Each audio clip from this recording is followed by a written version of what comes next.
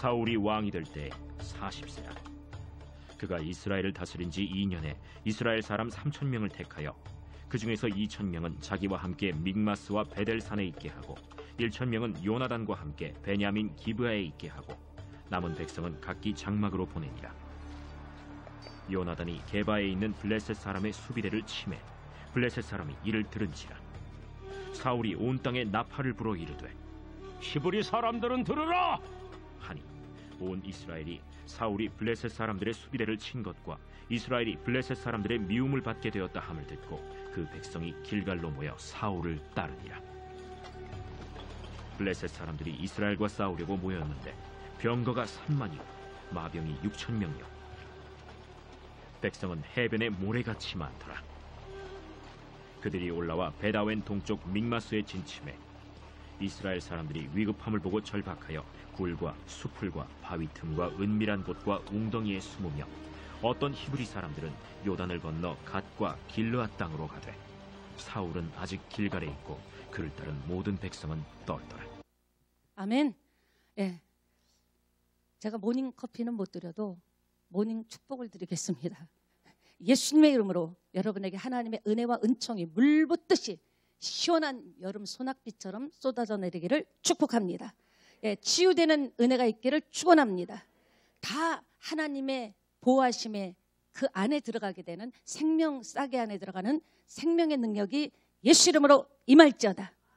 예, 계속 웃는 사람은 보면은요, 웃는 얼굴에 침 못 뱉는다고 웃는 사람들을 보면 웃다가 좋은 것을 얻게 되더라고요. 생각지도 않았던 것. 근데 계속 화내던 사람은, 화내는 사람은 자꾸 화내다가 가진 것까지 빼앗기고 잃어버린 경우를 보더라는 겁니다. 옆에 계신 분하고 웃으면서 인사합시다. 당신은 참 멋지십니다. 네. 네. 한 번 더 인사할까요?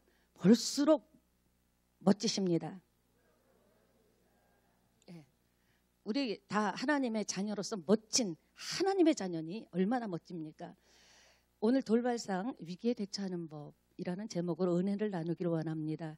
오늘 나누는 말씀이 그냥 성경에 있는 것에 대해서 제가 설교를 해서 그냥 그렇구나 하는 차원이 아니라 여러분 삶에 직접적으로 영향을 미치고 여러분 삶에 적용이 돼서 여러분 삶에도 위기와 어려움, 돌발 상황을 극복하는 그런 축복이 있게 되시기를 예수님의 이름으로 축원합니다. 사람이 너무나 다급하면 평상시 같지 않은 행동을 할 때가 있어요. 다급하면은 분별력이 떨어집니다. 판단력이 흐려지죠. 그리고 실수를 하게 되는 경우가 참으로 많이 있습니다. 사울이 그랬습니다. 지금 사울은 우리에게 사람이 돌발 상황, 위기에 처했을 때, 다급했을 때 얼마나 위험한 일을 선택할 수 있는지를 알려주는 메시지가 오늘 본문 메시지입니다. 사람은 이런 말 있죠. 잘 나갈 때 조심해라. 이런 말이 있듯이 이 고린도전서 10장 12절에도 그런즉 선줄로 생각하는 자는 넘어질까 조심하라. 섰다는 거, 그동안 힘들고 어렵다가 세워졌다라는 것에 거기에 집중하다 보면은 넘어질 수 있다라는 거죠. 왜? 중심을 딱 잡고 있어야 되는데 제가 너무 잘 나가면은 중심을 놓칠 때가 있다라는 겁니다. 우리 주변에 보면은 초심을 잃고 실패한 사람들이 참으로 많습니다. 기독교 안에서도 간증하고 정말 세계를 다니면서 간증했던 분들도 넘어지는 경우가 종종 있습니다. 그렇게 많지는 않아도 항상 우리는 오늘 하나님께서 주신 말씀, 내가 좀 설려나? 이제 쓰나? 할 때 여러분이 더 마음을 풀지 말고 더 조심해야 할 줄 믿습니다. 예, 이제 우리 보면 사울은요, 많은 사람들의 이스라엘 백성들의 기대와 그리고 지지를 받고 공식적으로 기름 부음을 받은 이스라엘의 첫 왕, 초대 왕이 됐습니다. 대단하죠. 그리고 그가 왕이 되자마자 그런데 웬일입니까? 첫 시련을 맞게 됩니다. 너무나 고통스러운 일을 맡게 됩니다. 그것이 무엇입니까? 그 시련은 전쟁이라는 형식으로 다가왔습니다. 왕이 되자마자. 그러니까 이스라엘 주변에는요, 암몬과 모압과 블레셋이라는 이 세 나라가 있었는데 이들은 이스라엘에게는요 정말 역사의 가시입니다. 지금까지도 고통을 당하죠. 역사의 가시로 남아서 역사대대로 이스라엘이 가슴을 치는 가시가 이 블레셋과 모압과 암몬입니다. 이 세 나라의 이면을 보면 저는 이 메시지를 준비하면서 참 많은 것을 알게 되고 깨닫게 되죠. 이 준비하다 보니까 역사가 왜 이렇게 무서운가? 여러분, 우리가 사는 역사도 무섭다라는 거죠. 왜냐? 이스라엘의 불순종의 배경이 지금까지도 그 당시뿐만 아니라 목에 걸린 가시 같은 역사의 가시같이 눈물 나게 하고 아프게 하고 찌른 것이 지금까지도 계속됐다라는 거죠. 바람을 심었는데 태풍을 거둔 격입니다. 그때는 이 정도 불순종이야 합리적으로 생각하고 이렇게 할 수밖에 없다고 생각했는데, 진짜 바람을 심었는데 그 역사 대대로 지금까지도 태풍을 거두고 아주 고통스러워하고 있다는 겁니다.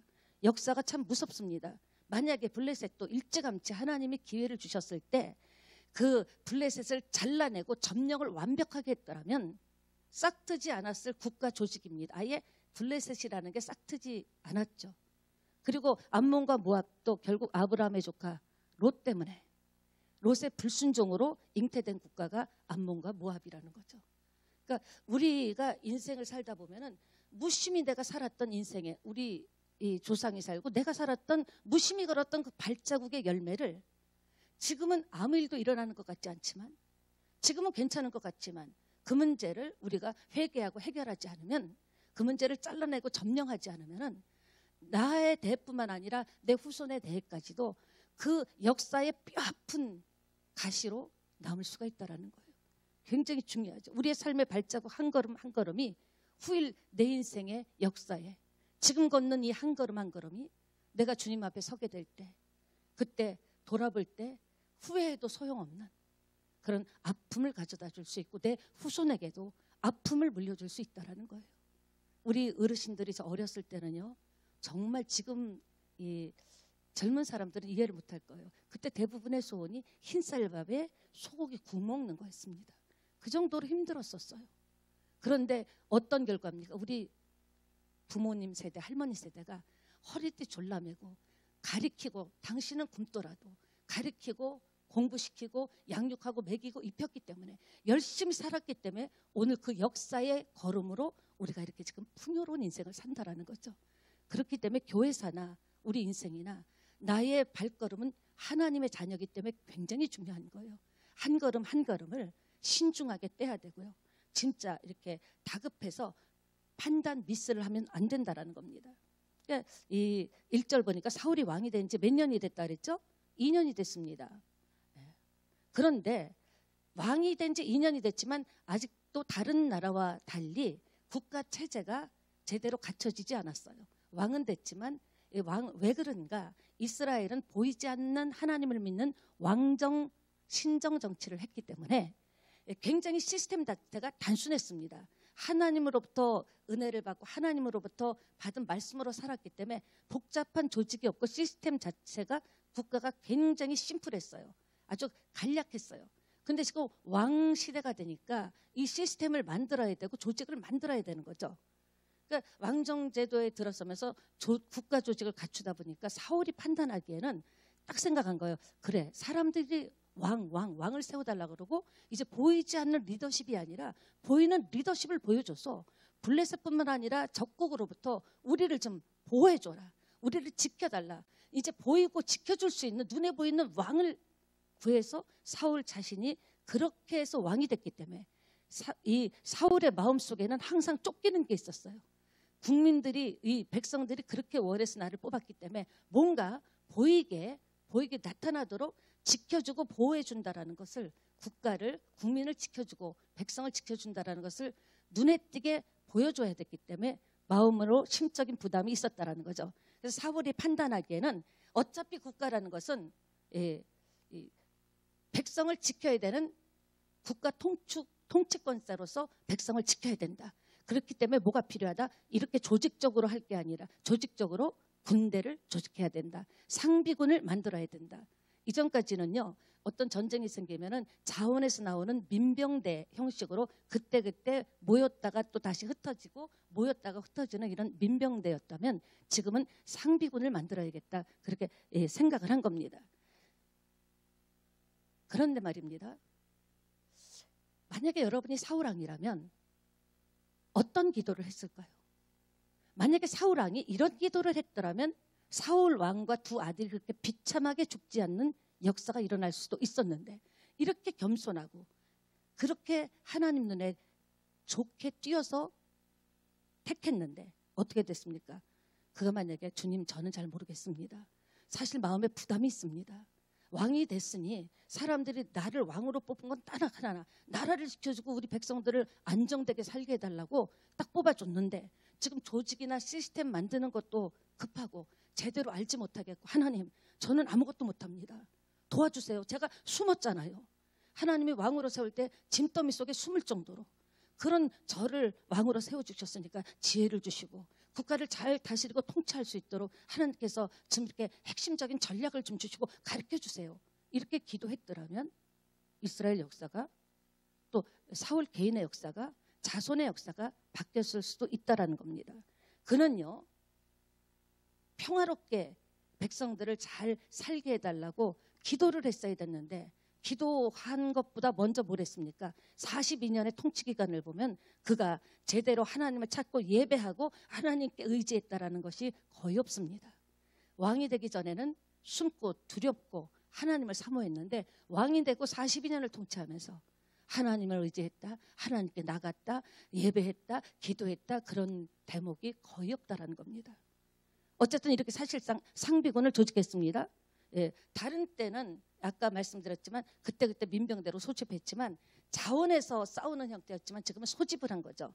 그리고 사울이 이제 정식 왕이 됐죠. 이 왕을 중심으로 국가 체제를 만들다 보니까 다른 나라 상비군 제도를 딱 따온 거예요. 아, 이럴 게 아니라 우리도 상시 훈련을 해서 상시 옆에 두고 언제 쳐들어와도 우리가 다시 맞받아 칠 수 있도록 군사력을 키우자. 국가 체제를 만들어야겠다. 그렇게 해서 소집했는데, 소집된 사람이 얼마 왔습니까? 3,000명이 왔습니다. 그렇게 많은 숫자가 아닙니다. 3,000명은. 근데 그 1,000명은 자기 아들 요나단에게 보내고 2,000명은 자기. 그러니까 이게 겉으로는 국민과 나라를 위한 얘기 같지만 사실은 자기를 지키려는 거예요.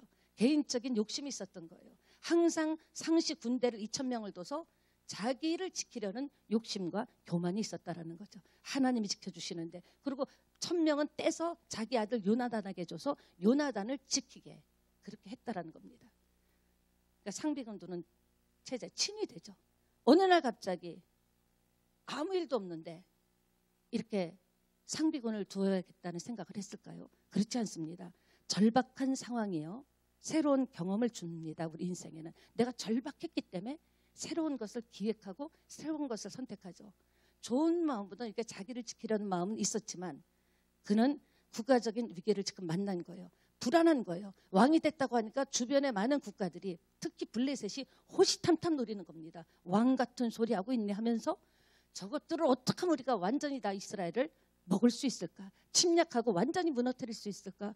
그 호시탐탐 노리는 것을 자기가 아주 그냥 본능적으로 느낀 거예요. 야, 위기다 해서 이렇게 군사를 모집한 것입니다.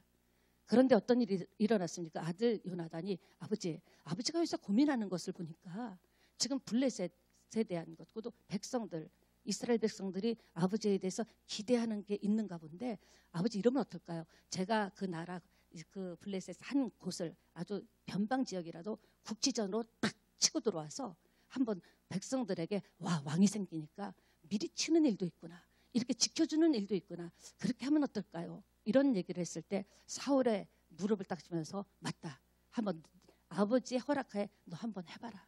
그래서 이 요나단이 겁도 없이 블레셋 일부를 기습 공격한 겁니다.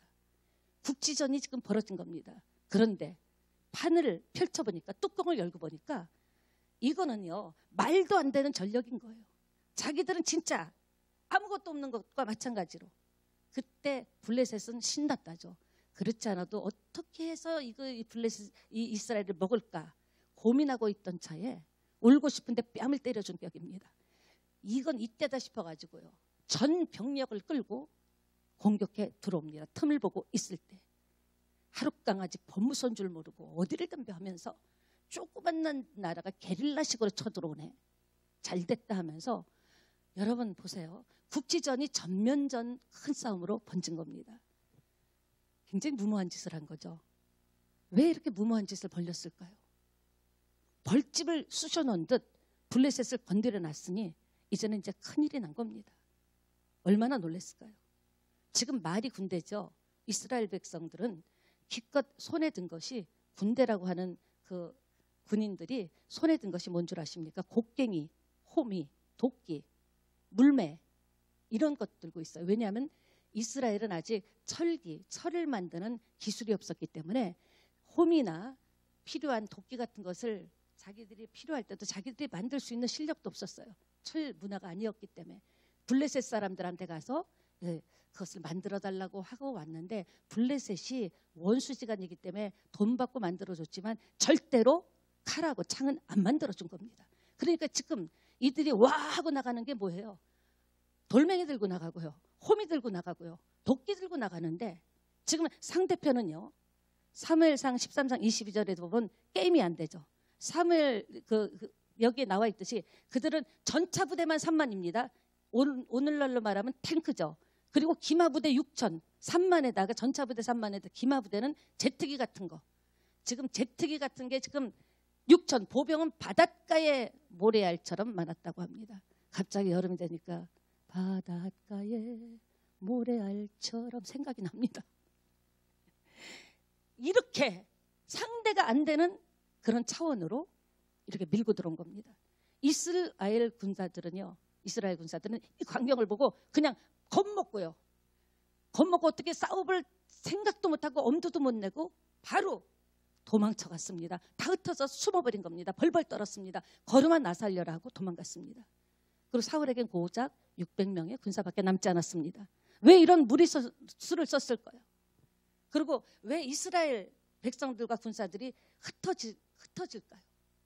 이스라엘 자기 군사들이 흩어지자 천하의 사울왕도 겁을 먹고 두려움에 떨기 시작합니다. 여러분, 두려워하는 순간 진 거라는 걸 아셔야 돼요. 우리가 이 세상에 살면서 두려움은 옵니다. 두려운 건 사실이에요. 두려움을 모르면 안 되죠. 위험하죠. 살 수가 없죠. 두려움이 올 때 어떻게 처리하느냐, 그 무서움이 올 때, 겁이 날 때 어떻게 처리하느냐, 그 처리 과정에 의해서 여러분의 역사가 달라진다는 거죠. 두려움이 올 때 두려워하는 것은 죄라고 했습니다. 우리에게는 하나님이 계십니다. 그 모든 권세를 다스리는 하나님이 있기 때문에 두려워할 때 여러분이 빨리 생각을 바꿔야 돼요. 이건 정상이 아니야. 하나님 안에는, 하나님의 사랑 안에는 두려움이 없다고 했어. 내가 두려움을 갖고 있는 것은 물론 환경이고 사실이지만 이건 사단이 역사하는 거야. 나에게 겁을 줘서 아무것도 못하고 내 인생에서, 삶에서 도망치게 하려는 거야. 이 문제를 어떻게 연결해보지도 않고 해결해보지도 않고 숨어버리게 하는 거야. 하면서 여러분이 그때 말씀을 붙잡아야 되리라고 저는 확신합니다. 그렇습니다. 왕을 세워달라도 이스라엘 백성의 목적은 블레셋의 위험으로부터 건짐을 받는 건데, 보호를 받는 건데, 지금 가장 급박하고 현실적인 문제, 그거를 사울이 해결해 주려다가 백성들의 신임을 얻고 공적을 얻으려다가 지금 이렇게 나라 전체가 어렵게 된 겁니다. 아들을 통해서 블레셋 일부의 국경을 침투하려다가, 공격하려다가, 여러분, 이거는 이 시대를 사는 전 세계도 마찬가지 같아요. 어느 정권이든지 어느 정부든지 어느 나라 국가든지요, 정권이 바뀌면 이런 현상이 일어납니다. 왜냐? 뭔가를 백성들의 지지율을 높이고 잘 뽑았다라는 것을 보여주기 위해서 뭔가를 이벤트적으로 뭔가 한 건을 해야 되는 거예요. 한 방을 날려야 되는 거예요. 기선을 잡아야 되는 것이기 때문에 어찌하든지 이런 일들을 벌리게 돼서 항상 정권 초기에는 이런 실수가, 뜻밖의 실수가 많이 나타나기도 한다는 겁니다. 사랑하는 여러분, 사울은 백성들이 지지하고 좋아할 만한 전쟁을 자기 이름을 높이려고 한 거예요. 자기 이름을 높이려고 왕이 됐고 사람들이 원하는 게 뭔지 아니까 그 원하는 걸 해주려다가 이렇게 처참하게 된 것이죠. 여러분, 그렇습니다. 아까도 말씀드렸지만 사울의 42년 통치 기간 동안에 그는 예배를 하지 않고 여호와를 찾지도 않고 기도를 하지도 않았다라는 거예요. 하나님께 물었더라면, 하나님께 처음에 왕으로 세울 때 겸손한 초심을 가지고 숨었더라면, 제가 어떻게 왕이 됩니까? 이렇게 숨었더라면, 그것이 유지됐더라면, 초심을 잃지 않았더라면 하나님께서, 세우신 하나님께서 모든 필요한 것들을 공급해 주셨을 텐데 그것을 놓쳐버리고 사람의 눈치를 본 거예요. 백성들의 비율을 맞추려고 어떻게 한 건 터뜨리고 한 방을 쌈박하게 터뜨려서 이벤트적인 국정을 이렇게 운영하려다가 이런 낭패를 당한 거죠. 수많은 기회를 40년간의 수많은 기회를 줬는데 우리에게도 하나님께서 지금도 수많은 기회를 주셨고 주고 계십니다. 우리가 하나님 중심으로 초심으로 돌아가야 한다고 생각합니다. 하나님 처음 믿었을 때 절대적으로 믿었잖아요. 하나님만이라고, 하나님이 전부라고, 하나님만 있으면 된다고. 진짜 초막이나 궁궐이나 아무 상관없이 주님만 계시면 된다고 가슴 떨리고 그냥 찬양하면 기쁘고 예배당에 올 때 발이 둥둥둥둥 떠서 오는 것 같이 오고 막 일찍 오고 싶고 그랬던 적이 있었는데 지금 저나 여러분이나 똑같이 설교를 하고 있는 저도 그렇고 여러분도 그렇고 사람의 방법적으로 뭔가 내가 세상에 예수 믿는 사람으로서 이런 능력이 있다는 것을 보여주기 식으로 생각했던 것은 없냐라는 겁니다. 사랑하는 여러분, 믿음은 하나님을 먼저 찾는 겁니다. 믿음은요, 하나님 중심으로 사는 겁니다. 성도의 빈곤이 어디에서 오는 줄 아십니까? 하나님을 찾는 횟수가 줄어들고 기도가 약해질 때 그때부터 성도의 빈곤이 온다라는 겁니다. 오늘 보세요. 사울이 길갈에서 공식적으로 기름 부음을 받기 전에는 그 기름 부었던 계기가 되는 전쟁이 암몬과의 전쟁이었습니다. 사무엘상 11장에 있는데 그 암몬과의 싸움은 오늘 여기 나타난 사울의 싸움과 똑같은 사울이 싸운 거예요. 똑같은 군대가 싸웠어요. 똑같은 백성이 지금 군인으로 나갔던 싸움인데 그 사무엘상 11장의 암몬과의 전쟁과 지금 이 13장의 사울의 지금 블레셋과의 전쟁은요 완전히 색깔이 다릅니다. 이상하죠?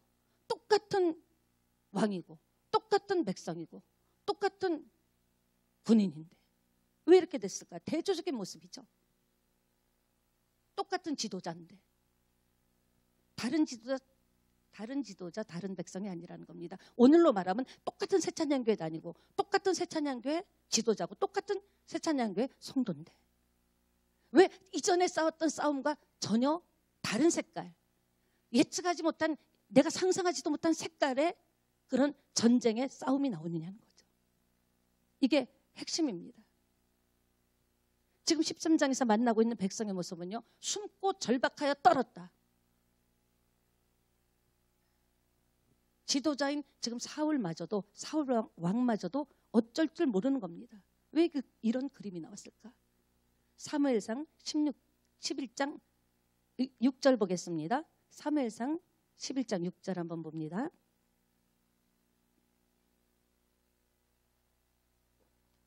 예, 사무엘상 11장 6절 한번 읽어주시기 바랍니다. 한 분이 읽어주시겠어요?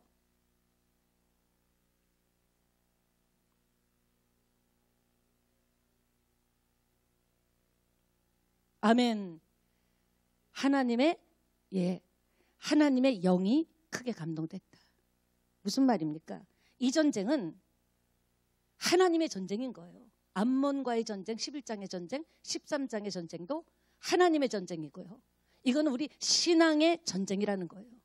왜 똑같은 삶을 사는데 똑같은 교회 다니고 똑같은 말씀을 받고 똑같은 성도들하고 똑같은 방향으로 가는데 이전에는 승리하고 막 힘차게 나갔는데 지금은 왜 승리하지 못할까? 이거는요, 다른 말로 하면 여호와의 신이 임하는 장면이 오늘 13장에서는 없었습니다. 한 구절도 없었어요.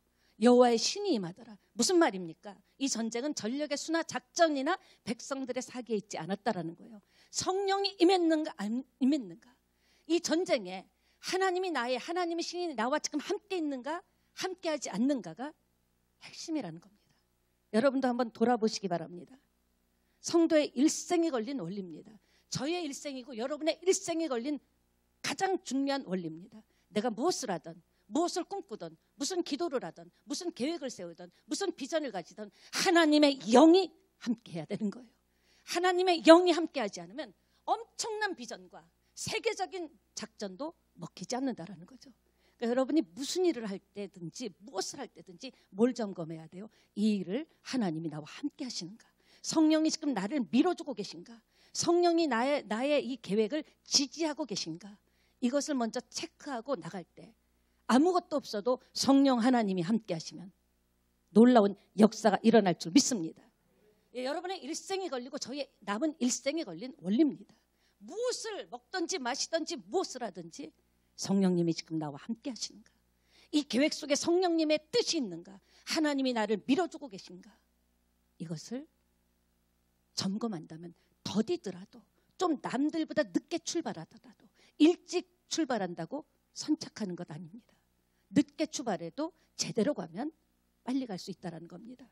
사랑하는 여러분, 그렇습니다. 이 원리를 잡게 되시기를 축원합니다. 우리는 보통 사람들 삶을 살아가면서 수많은 환난도 보고요, 고난도 부딪히고 그렇습니다. 살아가는데 사업을 하다가 엎어지기도 하고 뒤집어지기도 하고, 그럴 때마다 우리는 금방 들어가는 생각이 뭡니까? 당장 눈앞에 보이는 걸 보는 거예요. 뭘 보죠? 수치, 속도, 자본,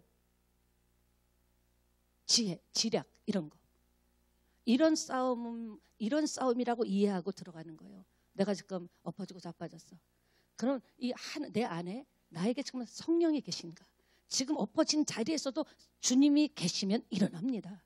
근데 우리는 당장 눈에 보이니까 수치를 보는 거예요. 내가 자본이 딸려서 그런가? 내가 좀 덜 부지런했나? 더 부지런 떨었어야 되는 거 아닌가? 내가 최선을 다하지 않았나? 물론 최선 다해야죠. 부지런해야죠. 그런데 모든 문제를 자식의 문제든 부부의 문제든 삶의 문제든 먹고 사는 문제든 모든 것을 그렇게 대입하지 않고 어떻게 대입합니까? 딱 뭐라고 대입하는가? 눈에 당장 보이는 그 환경과 상황으로 이야기하고 있고, 이것 때문에라고 여러분이 이해하고 있더라는 거예요.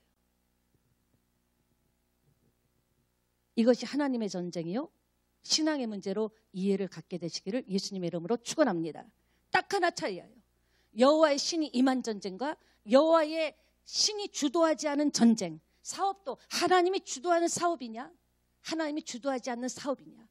부지런 떨고 열심히 하면 평균은 되겠죠. 보통 사람들도 예수 안 믿어도 부지런하고요, 성실하고요, 친절하고요, 진짜 능력 있으면 잘 됩니다. 그러나 정말 그 이상을 바라본다면 여러분이 무엇을 하든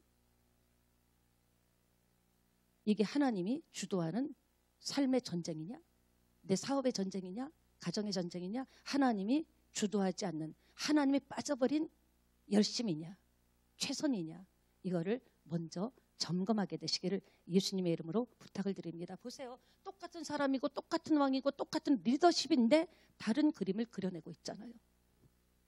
우리는 그걸 보고 있습니다. 오늘 보니까 병력의 문제도 아니고 작전의 탁월한 문제도 아니고 덜 탁월하다 더 탁월하다가 아니라는 거예요. 결국 하나님이 임재하는 싸움인가? 우리 새 찬양의 믿음의 싸움도 하나님이 임재하는 싸움인가? 여러분의 가정도 하나님이 임재하는 싸움인가? 왜? 우리는 천국 갈 때까지 우리가 잘 되고 하나님 앞에 충성하는 것을 못 보는 사단의 세력이 있습니다. 꼭 어떻게 보면요, 이건 100% 내 마음 같아요. 자꾸 목사님 사단 얘기를 해. 내 환경이 그렇고 내가 지금 그렇게 느끼는데, 맨날 마귀가 그랬다고 사단이 그랬다 그래. 아닌데 지금 저 인간이 나를 괴롭혀갖고 승질나는데, 지금 사업이 안 풀려서 짜증나는데 갔다가 자꾸 사단이라고. 아닙니다. 사단을 제어할 수 있는 능력은 하나님의 영밖에 없습니다. 우리 힘으로는요 못 이겨요. 백전백패입니다. 그렇기 때문에 오늘부터 새롭게 눈을 뜨시기 바랍니다. 여러분과 저의 삶에 일어나는 모든 문제는 자식 문제, 돈 문제가 아니라는 건 아니에요. 그것보다 중요한 게 뭐다? 그렇게만 이해하면 안 된다는 거예요. 지금 하나님의 영이 내 안에 충만하지 않구나. 성령의 충만함을 받으라고 했는데, 날마다 성령의 충만함을 받으라고 했는데, 사도 바울은 자기에게서 성령이 떠나갈까 봐 그 대사도 바울도 벌벌 떨었다는 거예요. 다른 건 칼도 무섭지 않고 죽음도 무섭지 않고 매 맞는 것도 감옥에 가는 것도 무섭지 않은데, 단 하나 사도 바울이 무서워했던 것은 성령이 떠날까 봐, 성령을 하나님께서 거두실까 봐 그는 벌벌 떨었던 거예요. 여러분 아는 교회에 성령님이 함께 할 때 우리가 큰 소리 안 해도 따르는 역사는 당연히 나타나는 거예요. 결단하는 여러분 되시기를 부탁드립니다. 말씀을 마무리하면서 오늘 싸움은 병력의 문제도 작전의 탁월함도 덜 탁월함도 아니라 그랬죠. 결국은 하나님의 임재하는 싸움인가 안 싸움인가. 저와 여러분의 DNA가 돼야 될 줄 믿습니다. 예, 완전히 DNA가 돼야 돼요. 하나님이 싸우는 싸움, 하나님이 함께 싸워주지 않는 싸움. 이스라엘 백성의 광야 40년 이렇게 그 인생을 돌아보면요, 통틀어서 딱 한마디로 말할 수 있습니다. 뭐라고 말할 수 있는가? 그들은 광야 40년을 통틀어서 하나님께서 그들을 통해서 가르쳐준 것은 사람이 떡으로만 살 것이 아니요, 마태복음 4장 4절에 있죠, 하나님 입에서 나오는 말씀으로 산다는 것. 광야 40년을 그거 집어넣어 준 거예요. 우리는 떡의 싸움을 합니다. 계속 지금도 떡의 싸움을 합니다. 그런 것은 하나님이 공급해 주신다고 했는데도 지금 우리의 삶은요, 전부 떡 싸움입니다. 근데 하나님께서는 광야 40년을 연단시키면서 딱 내린 결론이 사람이 떡으로만 사는 거 아니라는 걸 가르쳐 주시기를 원했는데, 그 스토리를 이스라엘 백성은 그때 처음 알았잖아요. 우리는 그 스토리를 성경에 기록돼서 그렇게 알고 듣고 익히면서도 지금도 나의 문제가 떡의 문제라고 생각하는 거예요.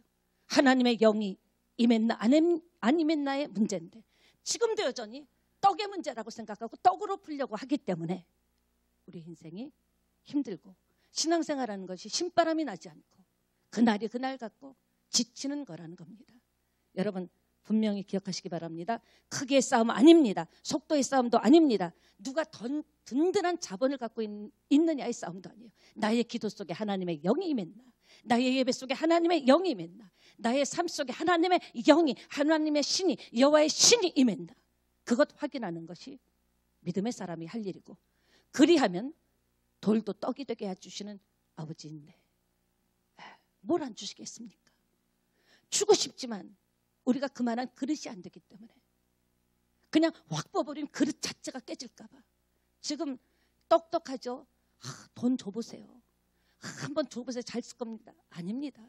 믿음으로 40년 광야 연단을 받지 않으면요, 돈 때문에 저주받고 돈만이 벌었기 때문에 타락하고 하나님을 떠날 수밖에 없는 수많은 사람을 우리가 지금도 보지 않습니까?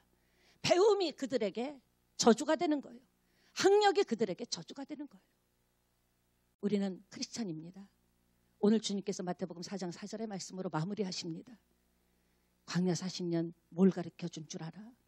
수많은 고통과 어려움과 목마름과 배고픔 통해서 사람이 떡으로만 사는 게 아니라는 것을 가르쳐준 거야. 여러분 오늘부터 떡 싸움이 아니라는 것을 믿게 되시고, 여러분 뭐 하셔야 됩니까? 성령 하나님 제게 임해 주세요. 부족하고 연약하고 모자르지만 주님 보시기에도 참 괴롭으시죠. 제가 하는 걸 다 듣고 제가 하는 말을 다 들었으니 저도 기도할 때마다 다른 기도가 안 나오고 그 기도 나와요. 하나님 죄송해요. 수십 년을 참고 계시죠. 목사라고 해도 아직까지도 이 모양입니다. 어떻게 했으면 좋겠습니까? 그러나 아버지가 세워주셨으니까 아버지가 죽이든 살리든 하세요.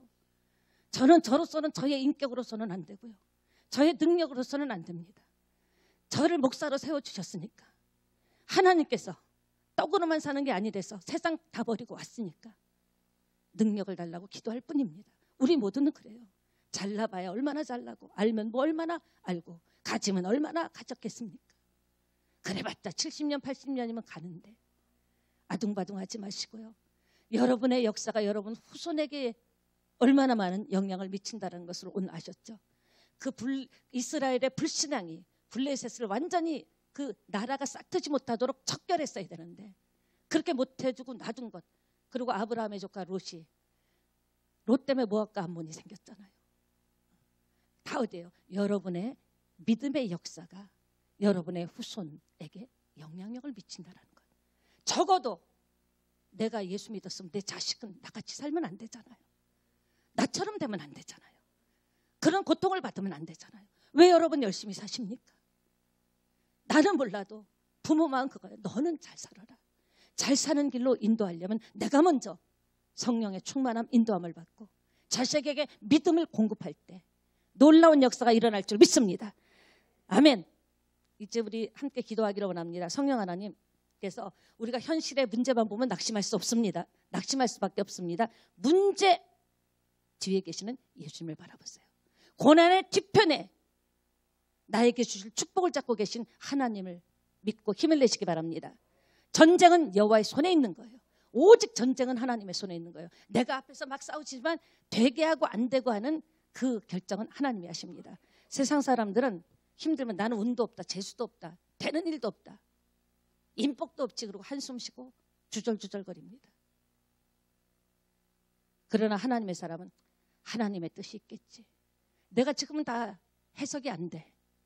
진짜 해답이 안 나와. 그러나 난 모르지만 하나님의 선한 계획이 있겠지. 그러고 낙심하지 않는 게 믿음의 사람인 줄 믿습니다. 왜? 하나님께서는 어떤 대가를 지불하고라도 무슨 방법을 통해서라도 하나님은 저와 여러분을 지키십니다. 새찬양교회를 지키십니다. 기억합시다. 나는 그분을 아버지라고 부르는 하나님의 아들이고 딸입니다. 기도하시겠습니다. 아버지 하나님, 은혜를 감사합니다. 하나님은 나를 지키시고 내 문제를 지금도 들여다보고 계시는 줄 믿습니다. 이 하나님, 오늘 말씀을 듣고 끝나는 것이 아니라 아버지 100% 다 못하더라도 느낀 거대로 실천하게 하여 주시옵소서. 아버지, 믿음은 아는 게 믿음이 아니라고 하셨습니다. 들은 게 믿음이 아니라 행하는 것이 믿음이라고 했습니다. 행함이 없는 믿음은 죽은 믿음이라고 했습니다. 죽은 믿음을 가지고 석 달 열흘을 기도한들 무슨 응답을 받겠습니까?